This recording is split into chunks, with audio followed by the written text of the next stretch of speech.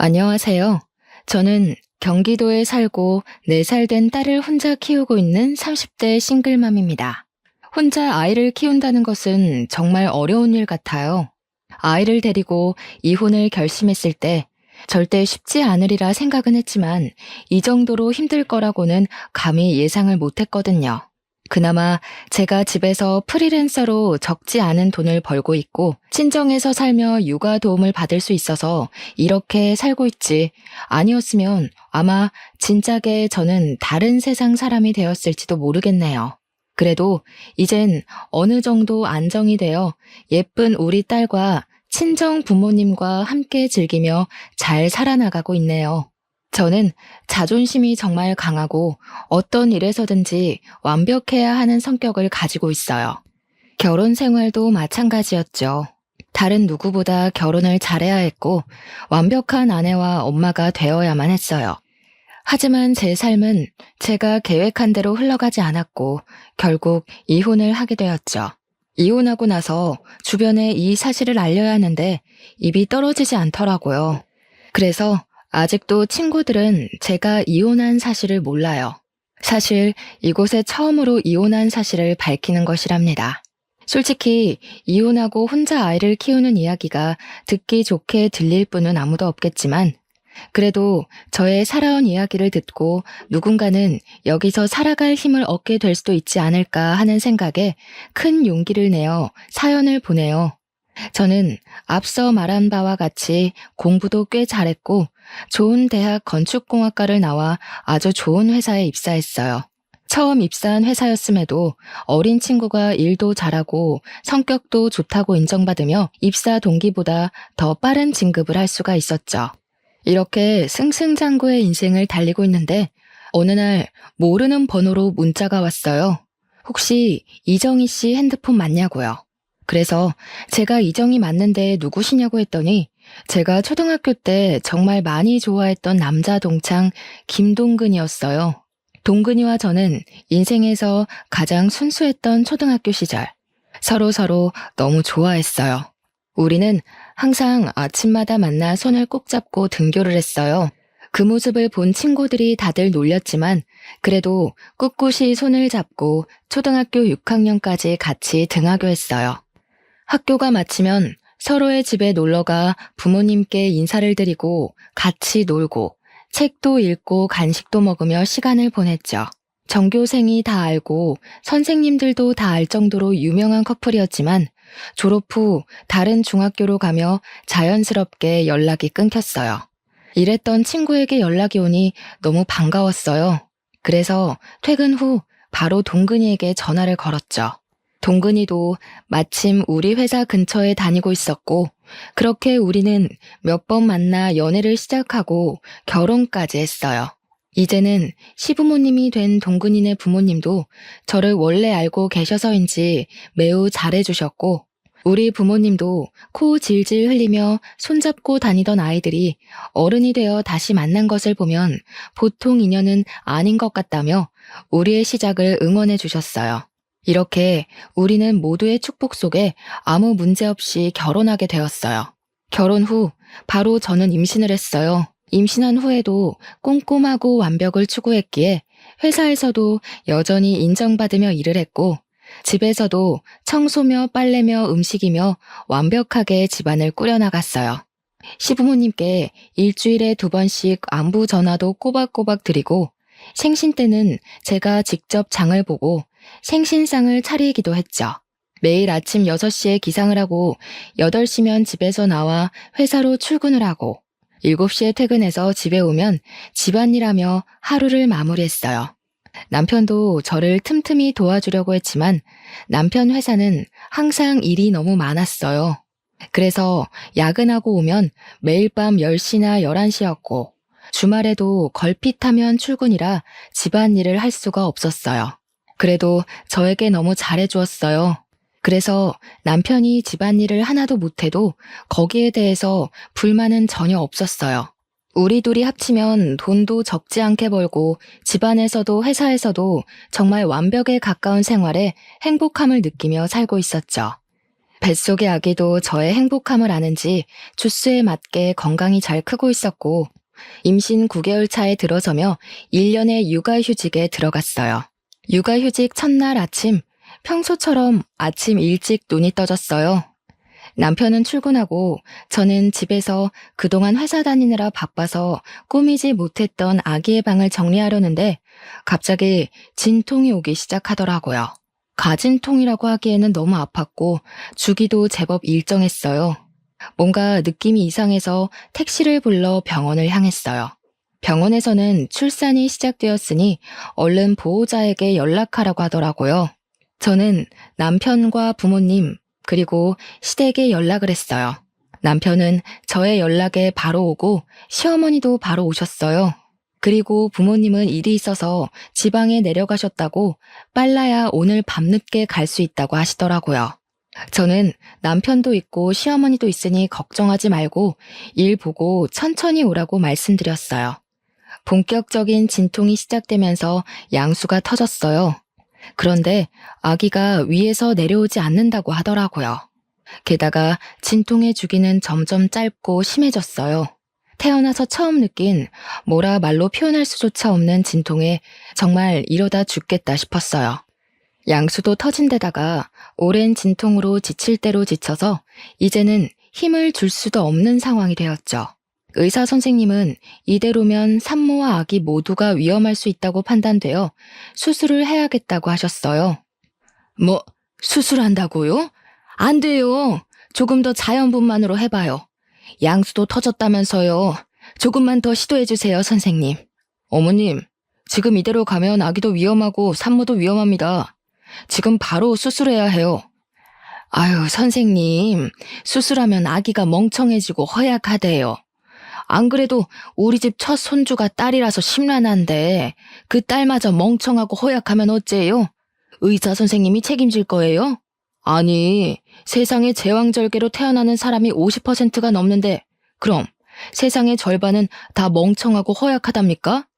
어디서 듣고 오셨는지 모르겠지만 의학적으로 전혀 근거 없는 이야기예요. 지금 당장 산모 수술해야 한다고요. 나 젊을 때는 밤새 진통해도 수술 없이 애들 잘만 낳았는데 왜 안 된다는 거예요? 그래서 출산하다가 돌아가시는 분도 많았죠. 지금 이런 말할 시간 없고요. 저는 환자분이 무사히 출산을 하게끔 도와야 하는 의사이기에 수술할 겁니다. 그리 아세요. 결국 의사 선생님 말씀대로 저는 수술실로 들어갔어요. 그 후 정신을 차려보니 출산을 마치고 입원실에 누워있고 제 앞에는 남편과 시어머니가 계셨어요. 예, 너는 진통도 좀 참고 힘도 잘 주고 하지. 왜 수술을 해서 아기 미래를 망쳐놓니? 수술하면 아기가 멍청해진다는데 안 그래도 딸이라서 속상한데 멍청하게까지 만들어야겠니? 저는 어머니의 말에 눈물이 났어요. 진통이란 진통은 다 겪고 수술까지 한 사람에게 몸은 괜찮냐고 걱정은 못 해줄 망정 왜 수술했냐고 뭐라고 하시는데 정말 너무 섭섭하더라고요. 그러나 제 몸은 너무 아프니 뭐라고 말도 못하겠고 그저 울기만 했어요. 울고 있는데 친정엄마가 들어오시더라고요. 팅팅 부은 얼굴로 눈과 코가 시뻘개져서 울고 있는 제 모습을 보고 엄마는 깜짝 놀라셨어요. 사돈 왔어요? 아니, 얘가 좀만 더 힘주면 자연분만으로 나을 수 있는데 그걸 못하고 수술을 했지 뭐예요. 사돈도 아시죠? 수술해서 아기 낳으면 허약하고 멍청해지잖아요. 이제 엄마면 좀 아픈 것도 참고 해야지. 그걸 못 참아서. 뭐라고요? 그럼 지금 자연분만 못했다고 이제 막 마취해서 깨어난 아이에게 잡돌이 하셨어요? 잡돌이는 아니고 그냥 아쉬워서 그런 거죠. 아쉬워서. 아쉽긴 뭐가 아쉬워요. 수술해서 아기가 잘못됐어요? 어디 아프대요? 김서방, 아기 뭐 잘못됐어? 아기는 건강히 태어났습니다. 다만 저희 엄마는 앞으로 아기가 잔병치레가 심할까봐 걱정하는 마음에서 하시는 이야기세요. 저희 엄마가 감정이 격해져서 말이 좀 세게 나온 것 같은데 죄송해요. 내가 무슨 말을 세게 했니? 너 지금 장모 왔다고 편드는 거냐? 남편은 시어머니와 엄마에게 여기 병원이니 이제 그만하시라고 말렸어요. 아빠도 주차하고 왔는데 엄마가 사돈과 싸우고 있으니 일단 엄마를 데리고 나가셨어요. 이렇게 제 딸 고은이의 탄생 첫날은 아주 시끌벅적하게 지나갔어요. 시어머니는 말끝마다 아기가 수술로 태어나서 허약하고 멍청할 것이라고 하셨지만 고은이는 조리원에서 아주 잘 지내다가 건강히 퇴소했어요. 고은이를 안고 남편과 함께 오랜만에 집에 들어갔는데 시어머니가 집에 와 계시는 게 아니겠어요? 저는 조금 당황했지만 첫 손준이 많이 보고 싶으셔서 그런가 보다 했는데 그게 아니었어요. 여보가 그동안 회사 다니느라 산후조리는 생각도 하지 못했잖아. 그런데 보니까 다들 조리원 후에는 산후조리 해주시는 이모님 도움받아서 산후조리 하더라고. 인제 와서 이모님 구하기도 힘들고 해서 내가 우리 엄마한테 여보 산후조리 좀 부탁했어.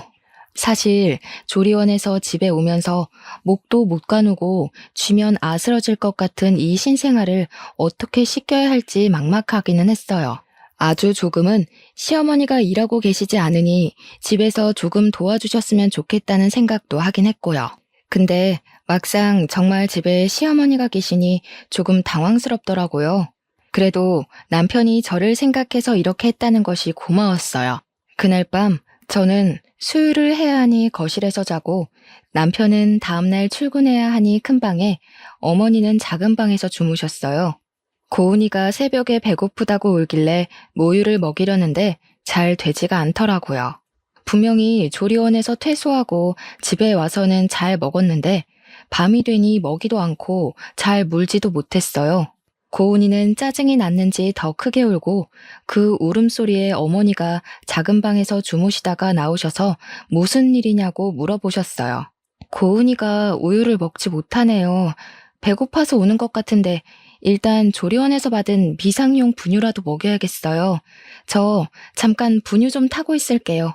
고은이 좀 안아주세요. 뭐? 아기 분유를 먹인다고? 사람이 사람 젖을 먹어야지 소젖을 어떻게 먹이니? 그래도 아기가 뭐 다른 거 대체해서 먹을 수 있는 것도 아니고 배고파서 이렇게 오는데 어떻게 해요? 아기한테 소젖 먹이면 애 성격 다 버린다.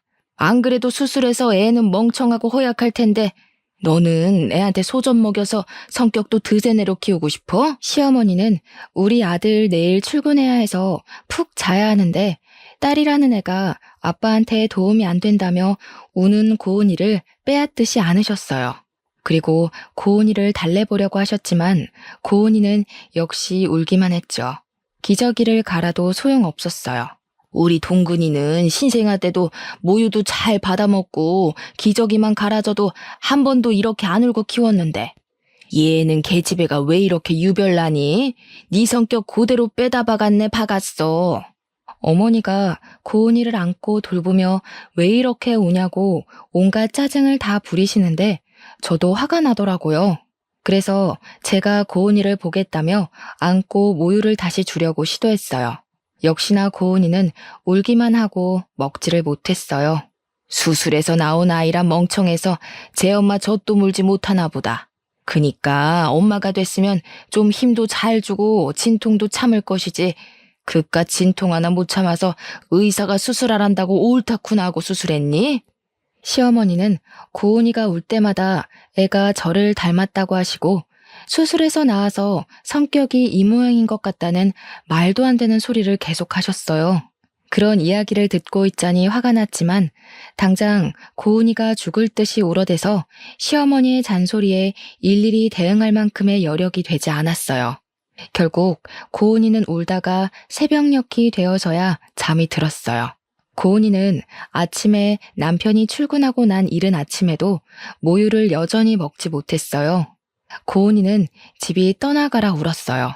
밤새도록 모유만을 고집하시던 어머니는 결국 젖병에 분유를 타서 오셨어요. 젖병에 분유를 타서 주자 고은이는 허겁지겁 먹더라고요. 소젖 다 주니까 잘 먹네. 사람이 사람 젖을 먹어야지 소젖을 저리 먹으면 어째? 안 그래도 성격이 고약할 것 같은데 한 손가락했어. 안 그래도 수술해서 몸이 비실비실할 텐데 걱정이다 걱정이야. 어머니는 고은이가 분유 먹는 모습을 보며 매우 못마땅해 하셨어요. 화가 났지만 전날 밤부터 지금까지 고은이의 울음소리에 저도 지칠 대로 지쳐서 뭐라고 대꾸할 힘도 없더라고요. 그래서 그냥 또 그러려니 하고 넘겼어요. 고은이가 분유를 다 먹고 잠이 들고 저도 아침을 좀 먹으려는데 어머니가 미역국을 한 솥 끓여 놓으셨더라고요. 어머니는 고은이도 이제 잠잠해졌으니 같이 아침 먹자고 상을 차려주셨어요. 밥상에 수저와 밥을 놓으셔서 도와드리려고 하니 저보고 너는 앉아있으라고 하시더라고요. 저는 앉아있으면서 시어머니의 밥상을 받을 며느리가 이 대한민국에 몇이나 될까 생각했어요. 사실 고은이 낳기 전을 돌아보면 어머니는 저에게 너무 잘해주셨거든요. 제가 임신했을 때 먹고 싶은 음식이 있다고 하면 바로 만들어주시고 시댁에서도 설거지 한 번을 시키지 않으셨어요. 이렇게 좋으신 분인데 지금은 산후조리해 주시느라 어머니도 피곤하셔서 말이 다소 거칠게 나오는 것뿐이지 제가 싫거나 한 건 아닐 것으로 생각했어요. 정말 감사히 밥을 먹으려는데 제 미역국 그릇에는 미역에 국만 없이 맑은 국물만 있고 어머니 본인의 국그릇에는 미역에 소고기까지 잔뜩 있더라고요. 어머니, 저를 생각해서 이렇게 미역국 끓여주신 건 너무 감사한데요. 저도 미역 좀 주세요. 미역을 많이 먹어야지 붓기도 빨리 빠지고 회복이 잘 된대요. 저는 제가 이 말을 하면 어머니가 본인의 국그릇을 제 국그릇과 바꿔주실 줄 알았어요. 그런데 어머니는 미역이 하나도 없다며 점심때 준다는 말씀만 하시고는 혼자 미역과 소고기를 다 드셨어요. 저는 기분이 확 상해서 밥 먹기 싫었지만 먹는 것 가지고 뭐라고 하는 것도 좀 그래서 그냥 꾸역꾸역 먹었네요. 아침 이후 점심, 저녁 식사에 모두 제 국그릇엔 소고기는커녕 미역도 없었어요. 그뿐만 아니라 고은이가 울 때마다 어머니는 내가 수술로 아기를 낳아서 애가 이 모양이라고 하시며 한 번은 안아주시지 않았어요. 오히려 어머니는 작은 방 문을 걸어 잠그시고 낮잠을 주무시거나 핸드폰으로 영상을 시청하셨죠. 저는 그 시간 동안 우는 고은이를 돌보느라 제대로 쉬지도 못했네요. 고은이가 울다가 잠이 들고 어머니도 낮잠을 주무실 때 물 좀 먹으려고 냉장고를 열었는데 남편이 좋아하는 매운 반찬이 가득하더라고요. 솔직히 모유 수유를 생각보다 일찍 끝내서 저도 먹을 수 있었지만 만약에 지금 모유 수유 중이었다면 이 집에서 제가 먹을 수 있는 것이라곤 미역과 소고기 하나 없는 미역국뿐이었어요. 냉동실을 보니 저는 항상 비상용으로 국을 얼릴 때도 전자레인지 사용이 가능한 용기에 소분해서 얼렸는데 비닐봉지채로 국이 얼려 있더라고요. 그 밖에 생선, 오징어도 비닐봉지 그대로 얼려 있었어요. 한마디로 냉동실은 난장판이 되어 있었어요. 당장 다 꺼내서 정리하고 싶었지만 고은이가 또 울어서 어쩔 수 없이 그냥 두었네요. 그렇게 전쟁 같은 하루가 지나고 밤이 되어 남편이 퇴근했어요. 어머니는 남편이 오자마자 오늘 미역국 끓여서 제 밥상 차려주고 고은이도 봐주느라 온몸이 쑤신다고 하셨어요. 어머니의 이야기만 들은 남편은 세상에 이런 어머니가 어딨냐며 우리 엄마한테 효도하라고 하더라고요. 어머니가 제 밥상을 차려주시기는 했지만 고기나 미역이 하나도 없는 맑은 국만 차려주셨고 고은이를 봐주기는커녕 종일 단 한 번도 안아주시지도 않았는데 그런 이야기를 듣고 있으니 짜증이 나더라고요. 어머니는 오늘 종일 작은 방에서 주무시거나 핸드폰만 보고 계셨잖아요. 고은이를 안고 먹이고 씻기고 한 건 전데 왜 어머니가 온몸이 쑤시는지 모르겠네요. 아까 잠깐 낮잠 잔 거로 그러는 거니? 어제 고은이가 우는 통에 잠을 거의 못 잤잖아. 그래서 피곤해서 잠깐 작은 방에서 잠을 잔 거였는데 그때 고은이가 많이 울었나 보네. 우리 아가 오늘 힘들었겠다. 내일은 내가 고은이 많이 볼 테니 넌 좀 쉬어. 알았지? 아들 앞이라고 목소리가 싹 바뀌어서 사근사근하게 이야기하시는데 정말 기가 막히더라고요. 저는 소고기나 미역 하나 없는 미역 국물만 먹었다고 이야기하려고 했지만 종일 일하고 온 남편이 너무 피곤해 보여서 더 이야기하지 않았네요. 이렇게 속 터지고 답답한 생활이 일주일째 계속되었어요. 일주일이 지나자 어머니는 언제까지 자신이 밥을 차려줘야 하냐며 제가 알아서 밥 차려 먹으라고 하더라고요. 저는 그런 어머니가 빨리 집에 가셨으면 하는데 자꾸 저의 몸 상태로 고은이를 잘 돌볼 수 있겠냐며 걱정된다며 가시지 않았어요. 그래서 저의 몸이 많이 회복되고 고은이를 잘 돌보면 빨리 가시지 않을까 하는 생각에 고은이가 자는 동안 미역국도 끓이고 반찬도 몇 가지 만들어 밥상을 차렸어요. 저 혼자 먹으려고 차리기는 했지만 어머니가 계시는데 혼자 먹기는 좀 그렇잖아요. 그래서 어머니께 식사하시겠냐고 여쭈니 알겠다고 하시더라고요. 그렇게 둘이 말도 없이 어색한 식사를 마쳤어요. 다 먹고 나서 아직 어머니가 설거지 정도는 해주시리라 기대했지만 역시나 설거지도 제 몫이었어요. 그렇게 저 혼자 반찬하고 아기 보고 어머니 배고프시다니 밥상도 차리고 설거지도 하는데 과연 이것이 저의 산후조리인가 아니면 시어머니의 산후조리인가 싶더라고요. 답답한 마음에 밤에 어머니 주무실 때 남편에게 하소연도 했지만 남편은 어머니라고 편하시겠냐며 나이 드시고 힘드신데 그래도 며느리 생각해서 이렇게 계시는데 조금만 더 참으라고 하더라고요. 제가 회복되는 모습 보면 바로 가실 것이라고요. 그렇게 힘들고 답답한 일상을 이어가던 중 제 여동생 정은이가 조카 고은이를 보러 왔어요. 정은이는 고맙게도 제가 평소에 좋아하는 멜론을 사왔더라고요. 어머니는 정은이가 가져온 멜론을 보며 자신도 멜론을 너무 좋아한다고 하시며 멜론을 가져가시더라고요.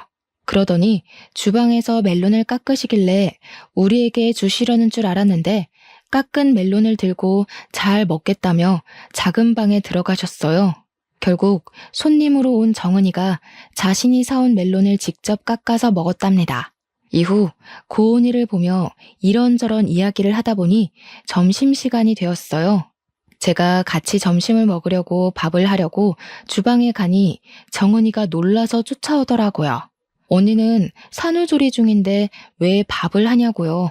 그러면서 평소에도 설마 시어머니는 하나도 도와주시지 않고 언니 혼자 밥 차리고 고은이 돌보고 한 거냐고 하며 걱정하더라고요. 저는 정은이가 걱정할까봐 아니라고 대충 둘러댔어요. 정은이는 저를 위해 미역국도 소고기를 듬뿍 넣어서 끓여주고 밥도 하고 냉동고에 있던 떡갈비도 구워서 한 상 잘 차려주었어요. 우리끼리 편하게 먹고 싶었지만 그래도 작은 방에 시어머니가 계시는데 그건 도리가 아닌 것 같아 작은 방에 갔어요.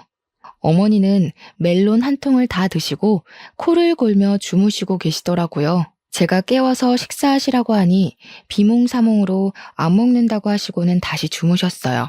우리끼리 맛있게 먹고 상을 치우려는데 어머니께서 나오셨어요. 세상에, 시어미 잔다고 깨우지도 않고 너희끼리만 먹었냐? 진짜 너무하는구나. 어머니, 제가 아까 밥 다 준비해서 깨웠는데 어머니가 안 먹는다고 하셔서 저희끼리 먼저 먹었어요. 지금 바로 다시 차려드릴게요. 됐다, 고양 것. 엎드려 절 받기도 아니고 내 딴에는 그래도 너 생각해서 불편한데도 여기 와 있는데 그런 내 생각은 안 하고 너희끼리만 먹냐? 나도 그런 밥상 받고 싶지 않다. 어머니는 저와 정은이에게 화를 버럭 내시더니 작은 방에서 핸드폰을 가져와 남편에게 전화를 걸었어요. 아들아, 이 애미가 억울해서 살 수가 없구나. 나 딴에는 착한 시어머니 노릇하고 싶어서 며느리 힘들까봐 산후조리 도와주러 왔더니만 이년은 미역국이 맛이 없다느니 하면서 나한테 타박만 하는 거 아니냐? 아들아, 내가 이렇게 힘들게 사는구나. 어휴, 이걸 말할 사람이 우리 아들밖에 없어서 전화했다. 그래, 저녁에 보자꾸나. 없는 말까지 지어내는 시어머니의 충격적인 두 얼굴에 할 말을 잃고 말았습니다. 시모는 자신의 방에 들어가서 나오지 않길래 여동생이랑 오랜만에 이야기도 나눌 겸 작은 방으로 들어가서 고은이랑 같이 놀아주고 있었어요. 그러다 제가 깜빡 잠이 들고 말았는데 여동생이 저를 급히 흔들어 깨우더라고요. 눈을 뜨자마자 시어머니의 까랑까랑한 목소리가 제 귀를 찌르더군요. 너네 지금 나 왕따 시키니? 아니, 너희들끼리 음식도 맛있는 거 시켜 먹으면서 하하호호 작은 방에서 무슨 얘기를 그렇게 오래 하니? 너희 설마 시애미 흉 봤니? 맞네 맞아. 내가 그렇게 안 봤는데 사돈 처녀까지 한통속이네. 서러워서 살겠니? 어휴. 일방적으로 말을 쏟아내고 방문을 쾅 하고 닫고 나가셨습니다. 저는 잊지도 않은 말을 술술 지어내는 어머니의 행동에 너무 당황했어요. 그리고 정은이에게 이런 어머니의 모습을 보여주기 부끄러워 일단 정은이는 집으로 급히 보냈어요. 그날 저녁, 매일 야근으로 늦게 오던 남편이 칼퇴근하고 일찍 집으로 왔어요. 아까 엄마가 전화해서는 처제 불러서 어머니 흉봤다던데 사실이야? 너는 어떻게 너 산후조리 해준다고 오신 엄마한테 그렇게 할 수가 있어? 얘야, 됐다. 안 그래도 아기 낳고 힘들 우리 며느리한테 그런 소리 하지 마. 원래 여자들이 아기 낳고 하면 우울해서 조그만 일에도 서운해하고 그런 거야. 아기 신생아 때는 남편과도 죽일 듯이 싸우는데 시어미인 나한테는 얼마나 그간 불만이 많았겠니? 어머니가 나를 다 이해한다는 식으로 얘기하시며 화난 남편을 달래시는데 제가 귀신에 홀린 것도 아니고 이건 뭔가 싶더라고요.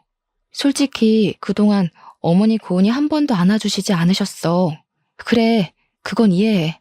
고은이는 어머니 딸이 아닌 내 딸이니까. 그런데 산후조리 해주신다고 오셔서 내가 삼시세끼 밥상 다 차려드리고 설거지도 했어. 알아?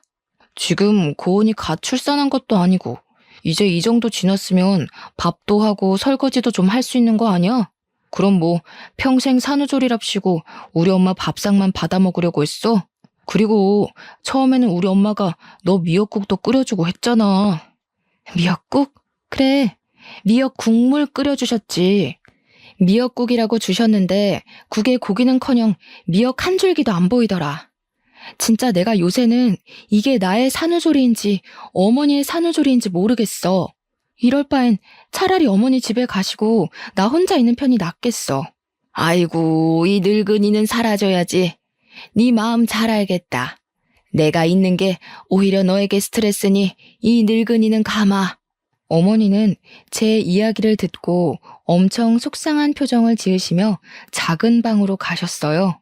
그러고는 어머니의 짐을 다 챙겨서 나오시더라고요. 엄마, 지금 왜 다 챙겨 나왔어? 지금 가게? 이렇게 어두운데 어디를 가? 가더라도 내일 날 밝으면 가고 오늘 밤은 우리 집에서 자요. 내일 주말이라 쉬니까 내가 집까지 모셔다 드릴게. 이 늙은이 이 집에서 필요도 없는데 빨리 나가줘야지. 그리고 동근아, 정희한테 너무 뭐라고 하지 마라. 여자가 출산하고 나면 호르몬 변화로 성격 좋은 사람들도 화가 많아지고 작은 일에도 울고 그래. 그러니까 네가 이해해줘. 야, 너는 엄마가 이렇게까지 널 생각하는데 그 앞에서 엄마 꼭 그딴 말을 짓거려야겠냐? 어? 남편은 제 화를 주체하지 못해 제게 소리를 질렀고 그 소리를 듣고 고은이는 깜짝 놀라 자지러지게 울기 시작했어요.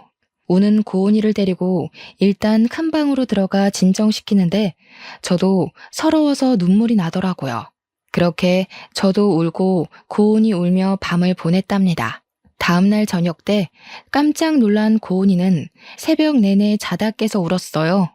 그 덕에 저도 고은이를 달래다가 새벽녘에 겨우 잠이 들어 늦잠을 잤어요. 큰 방에서 일어나서 나가려는데 어머니와 남편이 거실에서 작은 소리로 이야기를 하더라고요.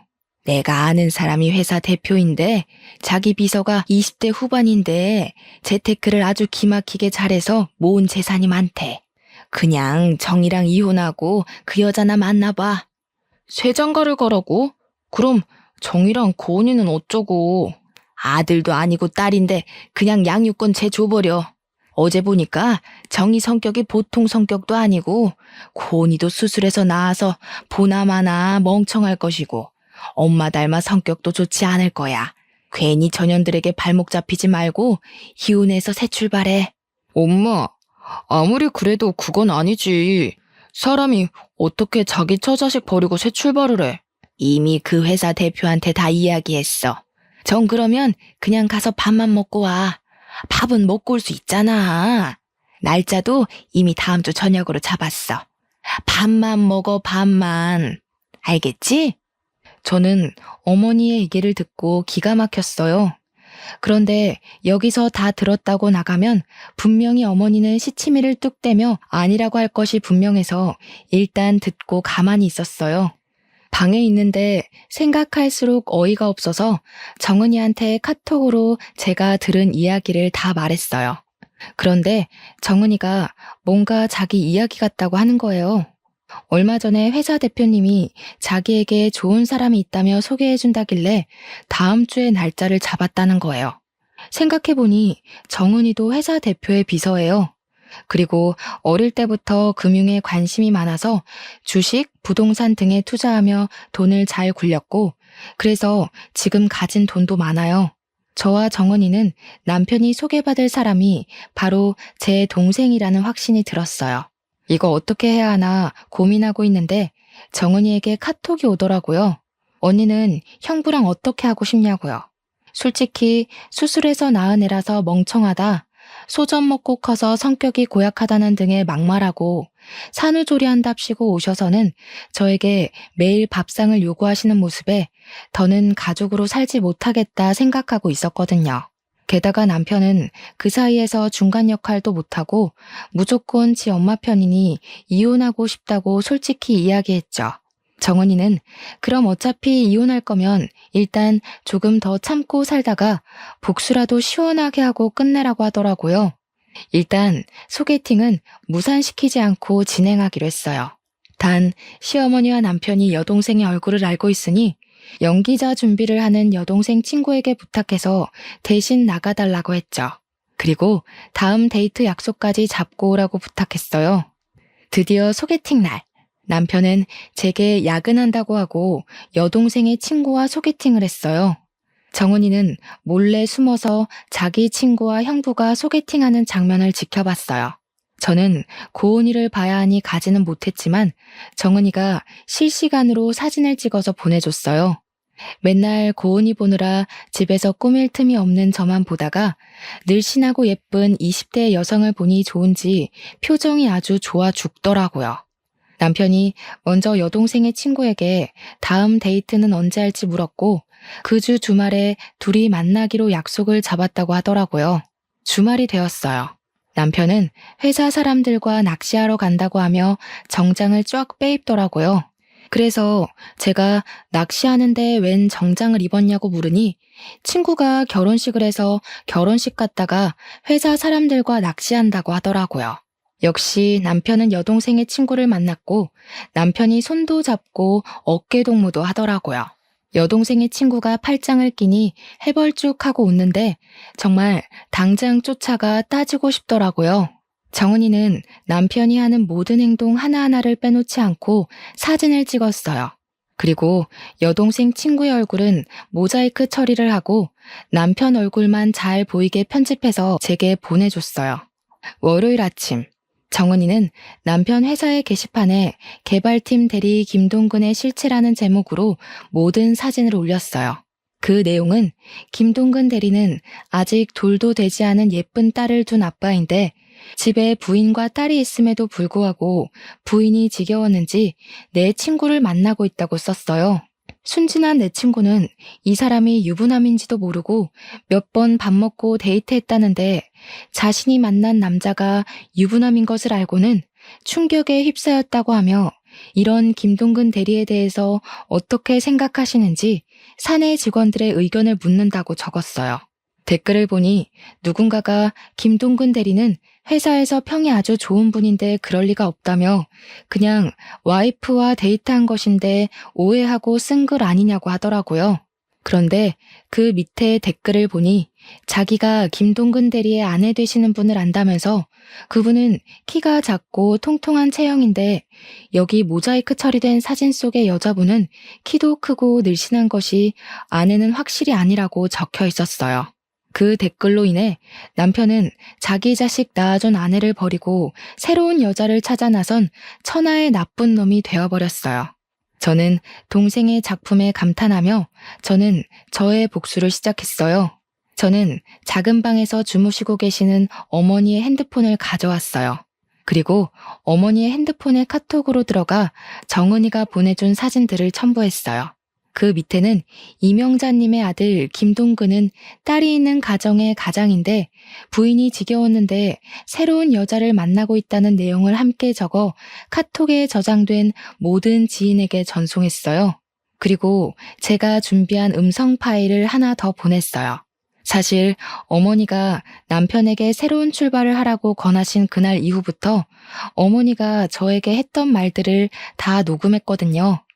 그 녹음 파일에는 고은이가 울 때마다 제가 수술로 나와서 애가 멍청하다고 하신 말, 제게 집안일을 시키고 집안일을 제대로 하지 못하면 너는 얼굴도 못생겨서 일도 못한다고 구박하셨던 말, 인격 모독한 말과 욕설을 하신 것까지 매우 상세하게 녹음했어요.